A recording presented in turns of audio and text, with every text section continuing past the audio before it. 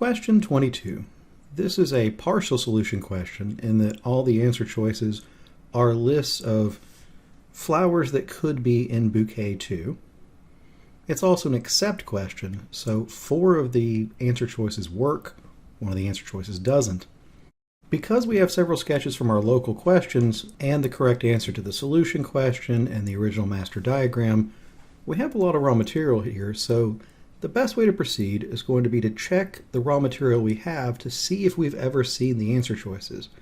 If we've seen them before, we know that they could be true, and we can eliminate them. If we've never seen it before, that doesn't mean that it can't be true, just that we haven't seen it, so we'll just have to shrug our shoulders and move on. So answer choice A.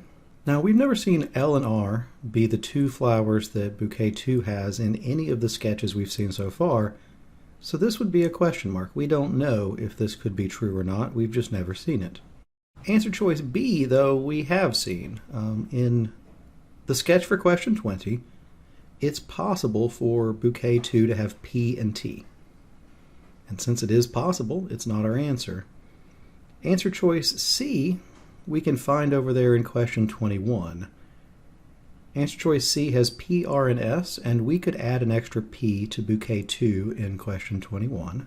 Answer choice D has P, R, and T, which we've actually seen that was the correct answer to question 19. And then answer choice E, well, you should remember this one from 2 places. First, we can see that it's possible in question 21.